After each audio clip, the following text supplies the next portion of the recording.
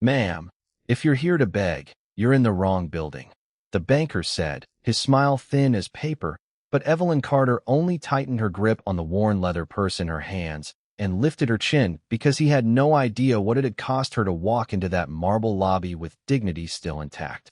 At 74 years old, Evelyn had spent 4 decades cleaning houses on the north side of Chicago, waking before sunrise, taking the bus in winter, and saving every spare dollar so she could finally pay the property taxes on the little brick home her late husband had left her. That house, modest as it was, held 49 years of memories, every creak in the floorboards and every scratch on the kitchen table carrying the weight of a life built honestly.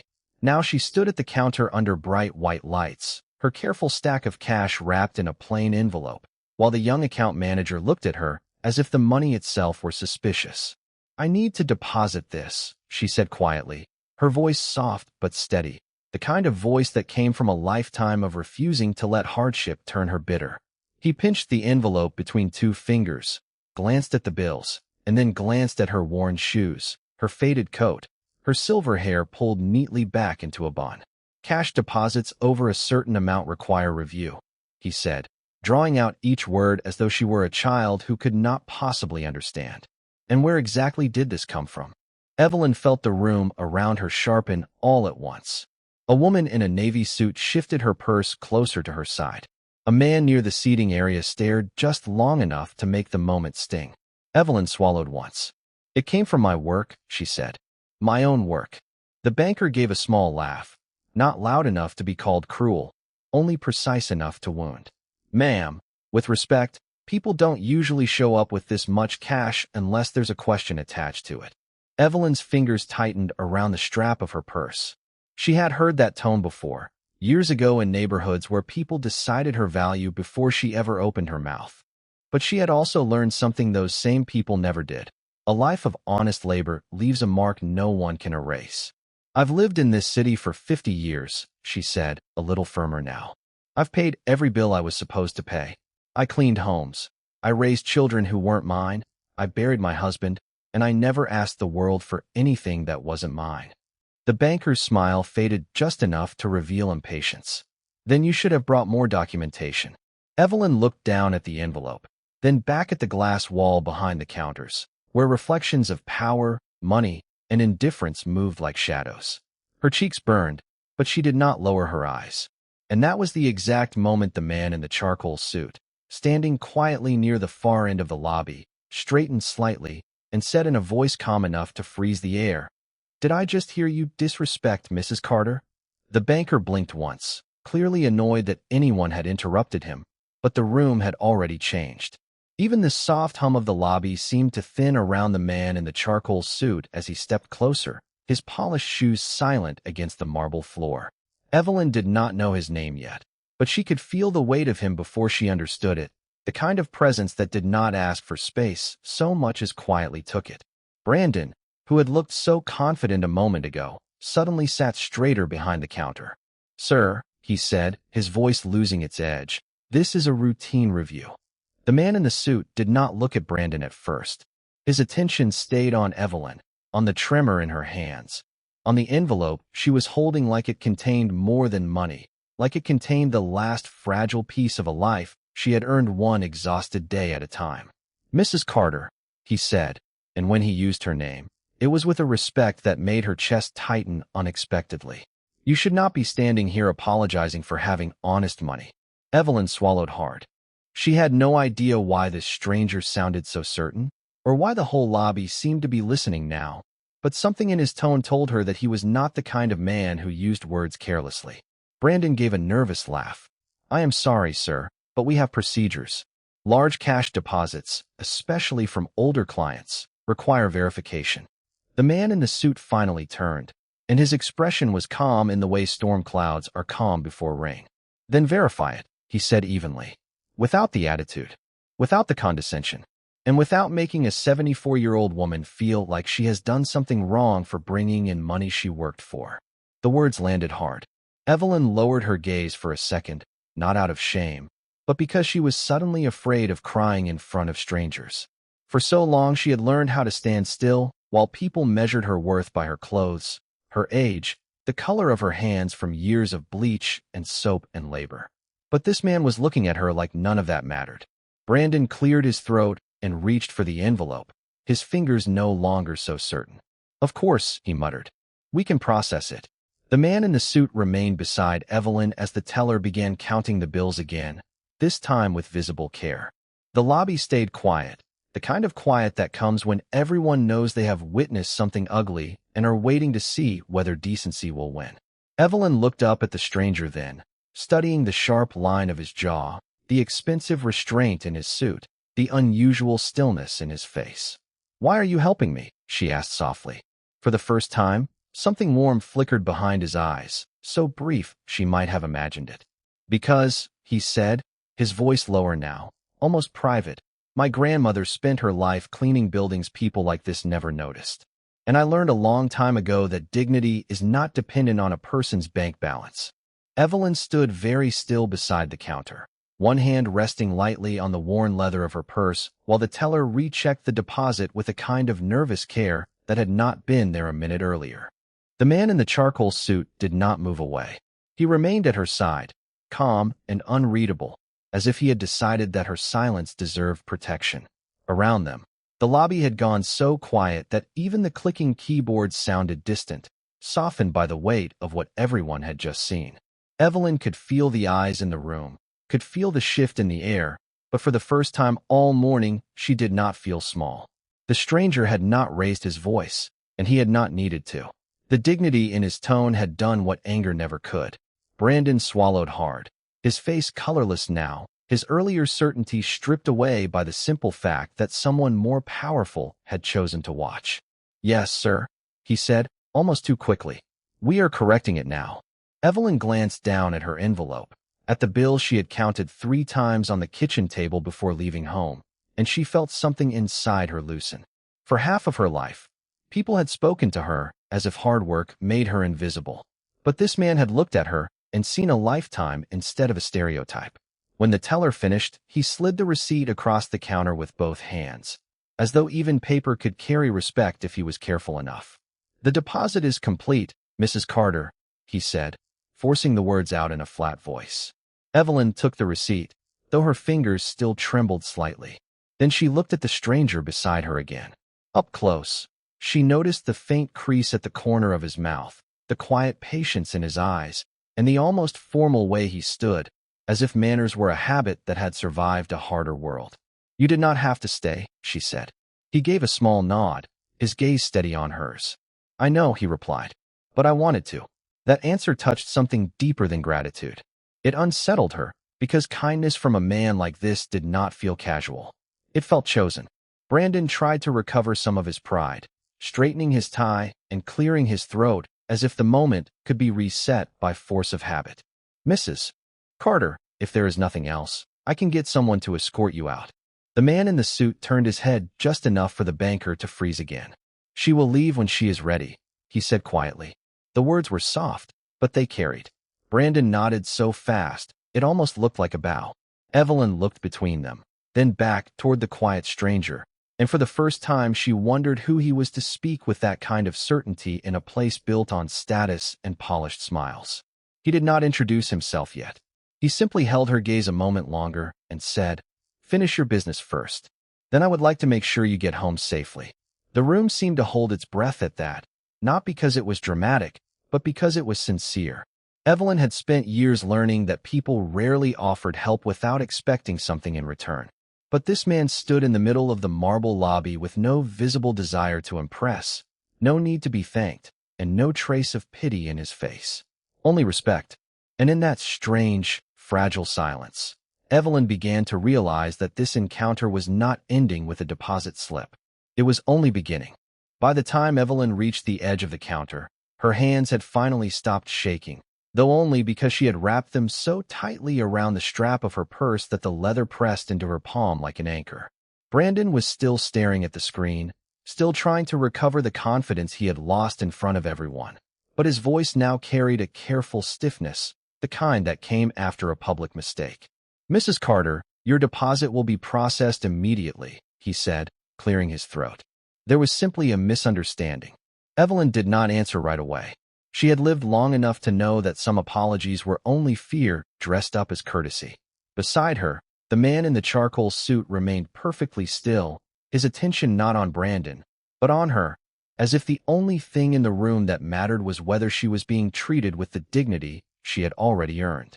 A misunderstanding, Evelyn repeated at last, her voice quiet but steady. That is one way to say it. The banker lowered his eyes. He began counting the bills again with both hands this time. Careful now, almost reverent, as though the money had changed simply because a powerful man had witnessed the insult. Evelyn watched him in silence, and in that silence, something in her chest tightened. It was not pride. It was something far more fragile. It was the painful recognition that respect could have been given from the start, and the only reason it had finally arrived was because someone important had stepped into the room. That thought did not make her angry. It made her tired.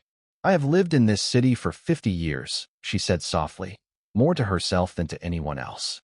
I have waited in long lines, paid every bill, and never once asked for special treatment. The man in the charcoal suit looked at her then, and there was something in his expression that suggested he understood exactly what those years had cost her. He had the face of a man who was used to being obeyed, but in that moment he was not standing above her. He was standing with her. Brandon finished the deposit slip with hands that were no longer steady enough to hide his embarrassment. He slid the receipt across the counter, careful not to let his fingers touch hers. Evelyn accepted it without triumph, without a speech, without even a sigh of relief. She only tucked it into her purse and held it there like proof that her life, at least for today, had been allowed to count. "Thank you," she said, though her eyes stayed on the paper in her hand. The man in the suit turned slightly, enough for her to see the sharp line of his jaw and the calm authority in his posture. "You should not have had to thank anyone for this," he said.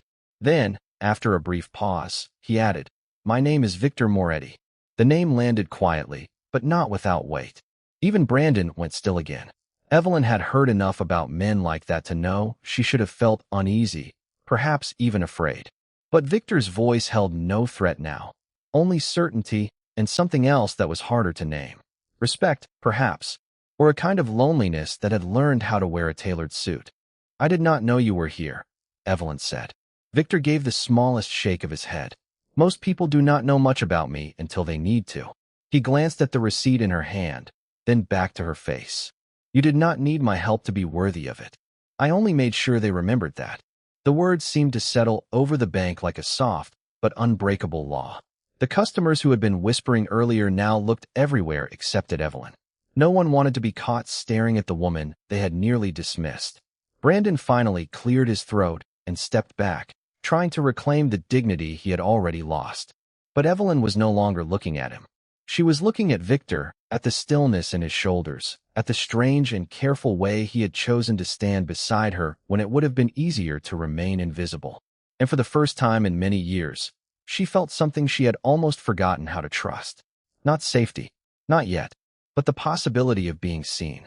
The silence in the lobby did not last long, but it lasted long enough to change the air. Evelyn Carter stood beside the counter with her receipt held gently in one hand, still feeling the strange aftershock of being defended by a man she barely knew. The banker had returned to his screen, though his posture had lost every trace of ease. His fingers hovered over the keyboard with the stiff caution of someone who understood, too late, that he had already made himself small in public. Victor remained where he was, not looming, not performing, simply present, and that presence seemed to press a line through the entire room. One by one, the customers found reasons to look away. A woman near the magazines pretended to read the same headline twice. A man in a navy tie folded his arms and stared at the marble floor. Even the teller's voice, when it finally returned, sounded as if it had been filed down by embarrassment. "Your deposit is complete, Mrs. Carter." Evelyn nodded once. Her throat still felt tight, but the worst of the humiliation had passed, and in its place there was something harder to name. Not triumph, not relief, something quieter and somehow deeper. "Thank you," she said, because courtesy had lived in her for so long it had become part of her posture. Brandon handed the envelope back with shaking politeness, but Evelyn barely noticed. Her attention had already shifted to the man in the charcoal suit. He did not ask for gratitude. He did not smile like he expected praise. He simply met her eyes with the calm patience of someone who had long ago learned the difference between power and decency.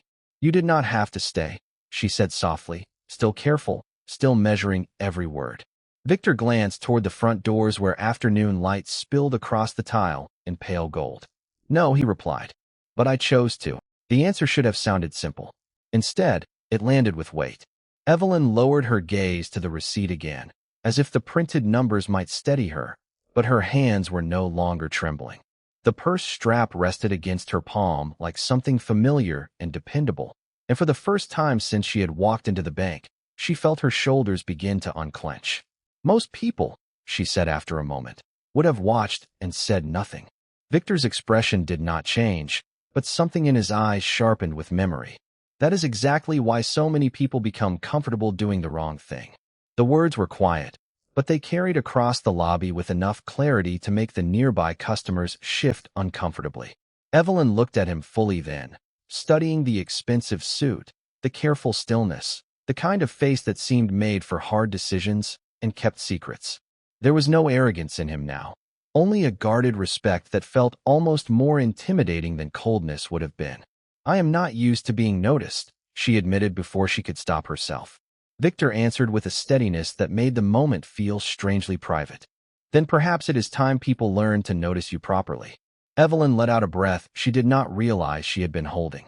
The sentence should not have mattered so much, yet it reached somewhere deep and old inside her, a place worn thin by years of being overlooked, interrupted, and quietly dismissed.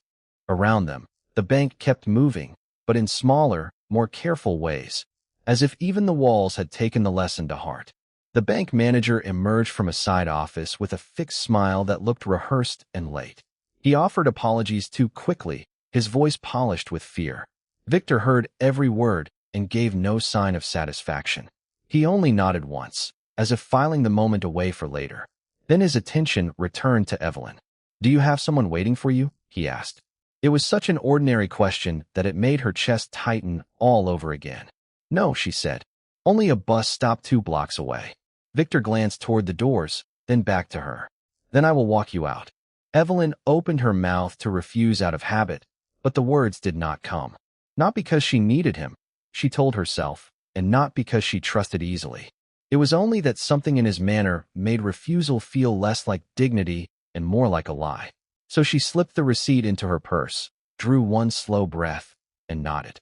As they moved together toward the entrance, the room remained unusually still. The kind of stillness that followed a correction no one could undo. And behind her, where the counter had once felt like a wall, Evelyn carried herself a little differently. Not because the world had suddenly become kind, but because, for one brief and unforgettable moment, someone had made it clear that she was worth standing beside. By the time Evelyn stepped out into the winter light, the afternoon had already begun to soften into a pale gray haze over downtown Chicago. The cold felt sharper now that the bank's warmth was behind her, but she did not move quickly. She walked with the careful, measured pace of a woman who had spent too many years making herself small in public places, though something in her had shifted inside the glass doors she had just left. Victor remained beside her, matching her speed without crowding her, his dark coat falling neatly around him as the wind tugged at the edges. "The bus stop is this way," Evelyn said quietly, gesturing with 2 fingers toward the corner, though her voice carried less certainty than before. Victor looked in that direction, then at the thin leather straps of her purse, the worn edges of her gloves, the way she held her shoulders as if expecting the day to demand something else from her. "I know," he said. "I can still walk with you." There was no pressure in the words, no polished charm, only a simple offer placed gently in the air between them. Evelyn nodded once, surprised by how much that small courtesy steadied her. They moved down the sidewalk in silence for several steps, passing a row of parked cars dusted with road salt and a cafe window glowing amber against the cold. Across the street, 2 office workers in tailored coats hurried past with their coffee cups, their laughter carrying briefly through the air before dissolving into the traffic. Evelyn kept her eyes ahead, but she was aware of everything now in a way she had not been before the bank. The scrape of Victor's shoes against the pavement, the patient way he kept half a step back, the fact that he never once looked at her with impatience. only with the steady attentiveness of someone who understood that dignity was sometimes restored in the smallest acts. "You did not have to stay," she said after a moment, her breath visible in the cold. "No," Victor replied, "but I wanted to." Evelyn glanced at him then, studying the quiet set of his jaw, the way his expression remained composed even as the wind reddened the edges of his face. He looked like a man made for conference rooms and private elevators, not for walking beside an elderly woman to a bus stop. And yet there he was, carrying none of the vanity she had learned to expect from men with expensive suits and serious watches. "People usually do not want to be seen with me," she said before she could stop herself. The words came out softer than she intended, carrying years of truth inside them. Victor slowed just enough to meet her gaze.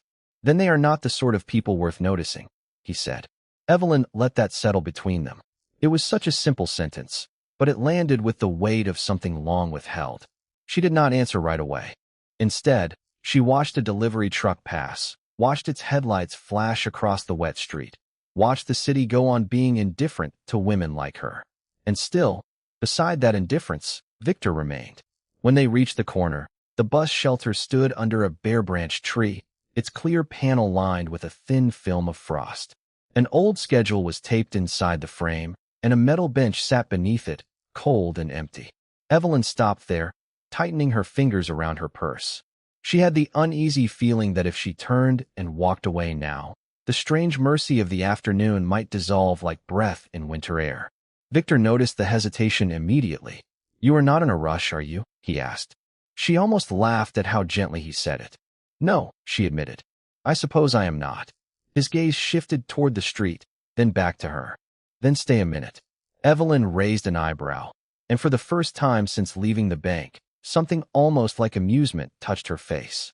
"Is that an order?" "No," he said, and a faint trace of warmth entered his voice. "It is the opposite." That nearly made her smile. She lowered herself onto the bench, careful of her knees, and Victor stood nearby without making her feel watched. A gust of wind rattled the shelter wall, and she pulled her coat tighter around herself. For a while neither of them spoke. The city moved around them, cars hissing over wet pavement, a siren fading in the distance, a pigeon lifting from the curb and disappearing above the rooftops. Then Victor asked, "Do you live far from here?" Evelyn shook her head. "Not far. Just an apartment on the south side. Old building. Thin walls.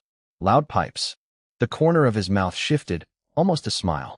"That sounds expensive in ways no one mentions." She let out a quiet breath that might have been a laugh if she had trusted it more. "Everything is expensive in ways no one mentions." Victor looked at her then, really looked, as if he had been waiting to hear whether she would say something like that. "You should not have had to come in there alone," he said. Evelyn looked down at her hands. The memory of the teller's tone, the disbelief in his eyes, was still there, but it no longer sat on her chest quite as heavily. "I have done harder things alone," she said. It was not bravado. It was history. Victor did not argue. He only nodded once, as if recognizing a truth he had never had to live until now. Then he reached into the inside pocket of his coat and withdrew a plain white card.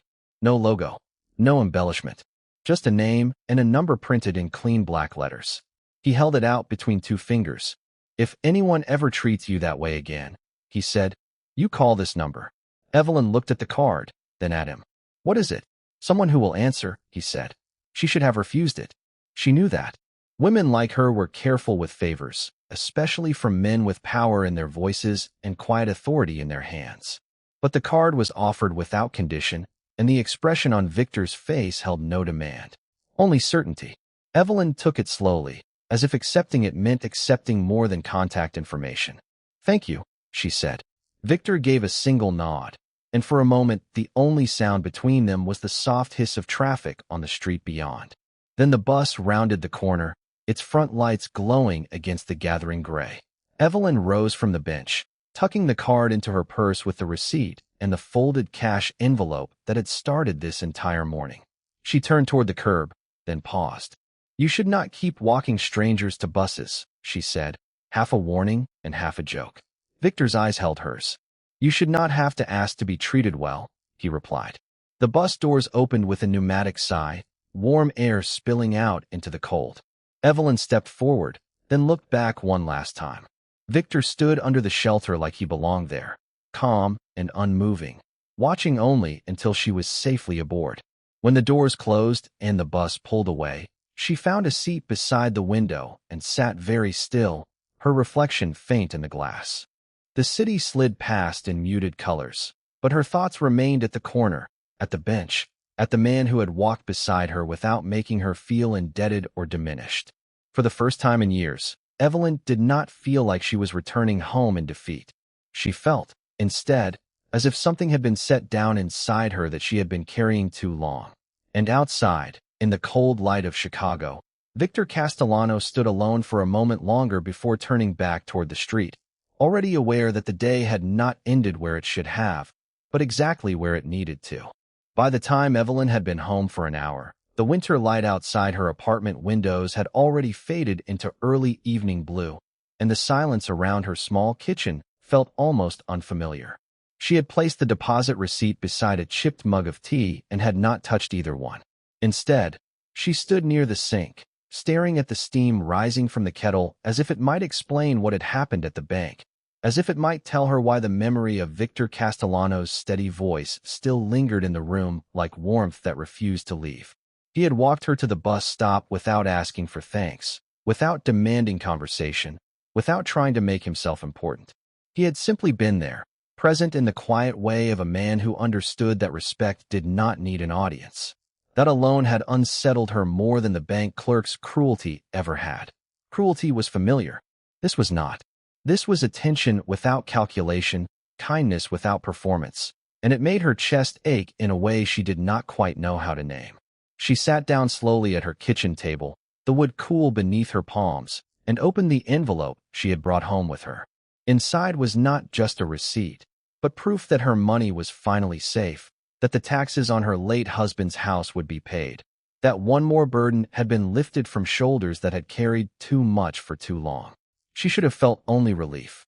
Instead, she found herself thinking of the man in the charcoal suit, of the way he had stepped beside her so naturally, as if protecting dignity were no more unusual than opening a door. In another life, men like him would have looked through her, not at her. They would have seen the gray hair, the thrift store coat, the careful shoes, and decided she belonged at the edges of their world. Victor had done the opposite. He had looked directly at her, and in that look there had been no condescension, no curiosity, only recognition. When her phone finally buzzed on the counter, the sound startled her so sharply that she nearly spilled her tea. The number on the screen was unfamiliar. For a moment, she considered letting it ring out, but something in her told her to answer. "Mrs. Hayes?" a deep voice asked when she lifted it. "This is Victor Castellano." She sat very still, the name itself seeming to reshape the air around her. "I hope I am not disturbing you." "No," she said softly, though her voice sounded smaller than she meant it to. "No, you are not." There was a brief pause, and she could almost hear the city moving around him on the other end of the line. "I wanted to make sure you got home safely," he said. "And I wanted to tell you something before the day ended." Evelyn glanced at the receipt, then toward the dark window, where her own reflection looked faint and uncertain. "What is that?" she asked. When Victor spoke again, his voice was quieter than before, but it carried a weight that made her sit straighter in her chair. "You should never have had to defend your honesty to anyone in that building. And you should never think that you were asking for too much by expecting to be treated with respect." Evelyn swallowed hard. It had been years since anyone had spoken to her that way, as if her feelings were not an inconvenience, as if her dignity were not something to be negotiated. She pressed her free hand against the table, grounding herself in the solidness of it. "Thank you," she managed. "You already thanked me once," he replied, and there was the faintest trace of something like warmth in his tone. "You do not need to keep doing it." She let out a breath that felt older than the day itself. "Then what do I need to do?" For the first time, Victor sounded almost amused. "Trust that some people still know the difference between power and character." Evelyn looked down at her tea, at the steam thinning into the cold air, and felt something in her loosen just enough to hurt. Outside, Chicago had gone fully dark, the streetlights turning gold against the winter glass. Inside, in the quiet space of her small apartment, she held the phone a little tighter and listened as Victor Castellano remained on the line a moment longer, not to intrude, not to impress, but simply to make sure that when the call ended, she would not feel alone. Victor Castellano did not call that evening. He did not need to. By the next afternoon, Evelyn knew his name would still be waiting for her in the back of her mind the same way the bank receipt had been waiting on her kitchen table, quiet and impossible to ignore. She had gone back to her cleaning route early, arriving at the first house before sunrise, her gloves still damp from the cold, her tote bag heavy with supplies, and the ordinary weight of a life that had never paused for her feelings. Yet something had changed in the way she moved through each room. She was still careful, still polite, still invisible to people who preferred not to notice the woman wiping fingerprints from their polished glass. But underneath that practiced calm, a different kind of steadiness had begun to settle into her chest. It was the memory of a man who had not looked away when it would have been easier to do so. In the weeks before, Evelyn had spent so much of her life bracing for the next small humiliation that she had almost forgotten what it felt like to be treated as if she belonged in the room she was standing in. Now, every time she folded a towel or rinsed a rag in the sink, that memory returned with unsettling force. Not as a fantasy, not as rescue, just as a fact she did not know how to name. By late afternoon, when she finally stepped onto the sidewalk outside the last townhouse on her list, the winter air bit through the sleeves of her coat, and she pulled them tighter around her wrists. Across the street, cars moved through the city in a blur of headlights and salt-stained snow, while office towers stood above her like glass monuments to a world she had long learned to navigate from the edges. She was halfway down the block when her phone vibrated in her pocket. For one brief moment, her heart moved faster than it had any right to. It was not Victor. It was her niece, Marisol, calling from 2 neighborhoods away to ask if Evelyn had eaten yet. Evelyn smiled despite herself and answered in a soft voice, telling her yes before realizing that the lie would not last long if she kept it. Marisol heard the hesitation immediately. "You sound tired, Aunt Evelyn," the girl said gently. Evelyn looked up at the gray sky and the bare branches trembling above the sidewalk. "I am all right," she said, though the words felt thinner than they used to. "I know you are," Marisol replied, with the easy tenderness of someone too young to have learned how often adults said that when they meant something else. But all right is not the same as okay. Evelyn almost laughed at that. Instead, she pressed her lips together and glanced toward the traffic light at the corner, waiting for it to change. "No," she said quietly. "I suppose it is not." There was a pause, then Marisol's voice softened. "Are you going to tell me what happened at the bank?" Evelyn should have said no. She should have changed the subject and kept the strange, private ache of the day folded away where no one could touch it. But the honest answer arrived before her caution could stop it. "A man stood up for me," she said. The silence on the line lasted only a second, but it carried weight. "A man you know?" "Not really. And that is all you are going to say?"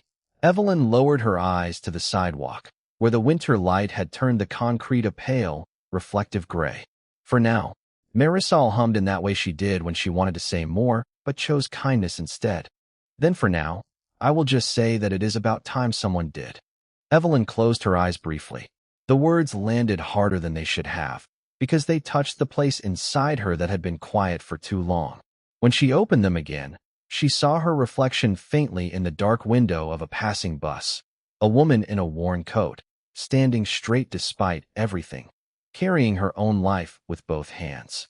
And somewhere far across the city, though she did not yet know it, Victor Castellano was learning that the same woman he had defended at a bank counter was now the one thought he could not stop returning to. By the time the week had settled into its usual rhythm, Evelyn Carter no longer moved through the city with her head lowered the way she once had.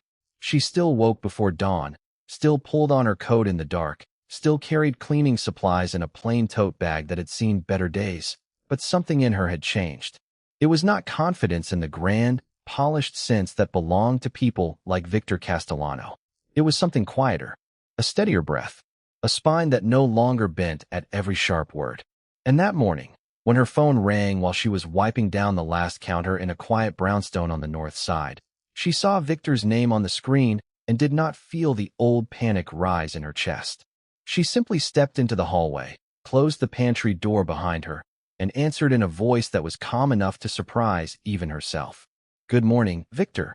On the other end, his voice was low and measured, but there was a warmth in it now that had not been there at the bank. "Good morning, Evelyn. I am calling because I promised I would not let your life disappear back into silence after one conversation." She looked toward the front windows of the house, where pale sunlight rested on the frozen edges of the glass. "I remember. Then you also remember that I am not very good at pretending I do not mean what I say." A faint smile touched her mouth before she could stop it. "I noticed." He let out a quiet breath, almost a laugh, and then the line softened again. "I spoke with the bank this morning. More than once. They reviewed what happened. Brandon Mitchell has been removed from customer-facing work, and the branch manager will be calling you personally to apologize."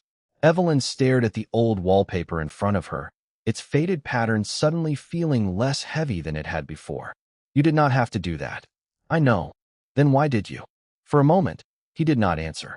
When he finally did, his voice was deeper, more careful. "Because I have spent too many years watching people decide that kindness is optional when they think no one important is standing nearby. And because when I saw you at that counter, I did not see a woman asking for charity. I saw someone who had earned every right to be treated with respect." Evelyn swallowed slowly. The words settled somewhere near the center of her chest, right where old hurt and new hope had begun to share the same space. "That is a very dangerous thing to say to somebody who is used to being invisible," she said quietly. "Then it is a good thing I am not interested in leaving you there." The silence that followed was brief, but it was not empty. It carried the kind of meaning that made ordinary air feel changed. Evelyn looked down at the floorboards beneath her shoes, at the small scuffs left by years of work, and she thought about how many people had passed over her without ever asking who she was when the uniform came off and the house lights went out. "Victor," she said at last, "you barely know me." "That is true," he replied. "But I know what you did. I know you brought your own honesty into a room that had none. I know you kept your dignity when it would have been easier to surrender it. And I know enough to recognize a woman who has been carrying far more than she should have to carry alone." She closed her eyes for one brief second. No one had spoken to her like that in years. Maybe ever.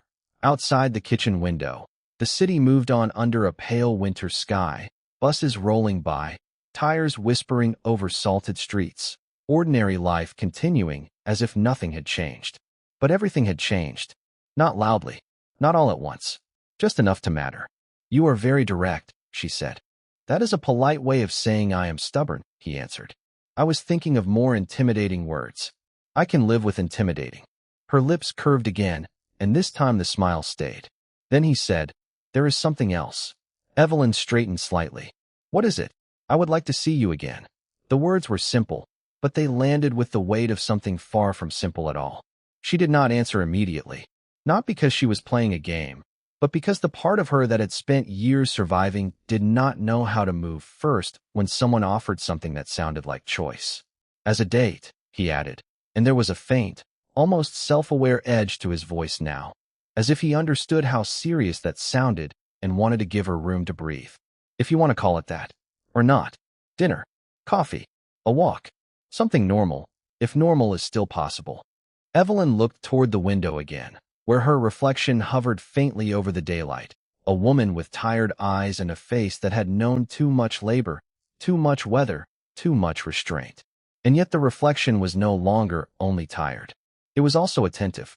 "I am not sure I know how to do something normal with a man like you," she said. "That," Victor replied, "is exactly why I would like to try." The breath she released felt almost like surrender, but not the kind that took anything away from her. The kind that made room. "All right," she said. "One dinner."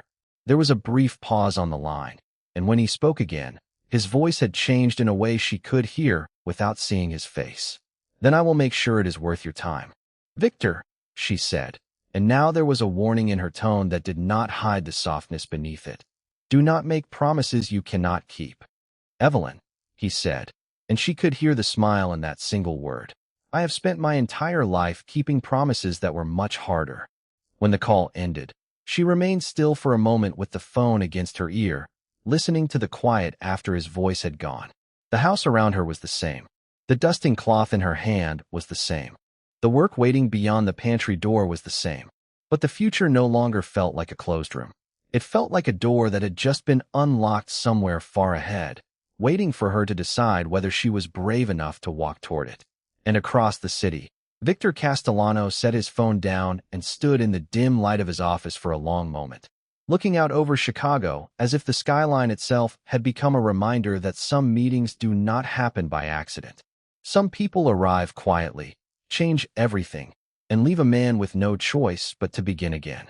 That evening, when Evelyn returned home and placed her keys in the small ceramic bowl by the door, she found another envelope waiting on the table. Her name was written across the front in careful handwriting. No return address, no explanation, just her name. Her pulse quickened as she opened it and found a simple card inside with one line written in Victor's steady script. Dinner tomorrow at 7. I will send a car if you want one, but I would rather know you chose to come. Beneath the note was a second paper, smaller and folded once. It was a receipt from the bank, corrected and stamped, confirming the deposit she had made days earlier. No questions, no suspicion, no judgment, just truth, finally recorded the way it should have been from the beginning.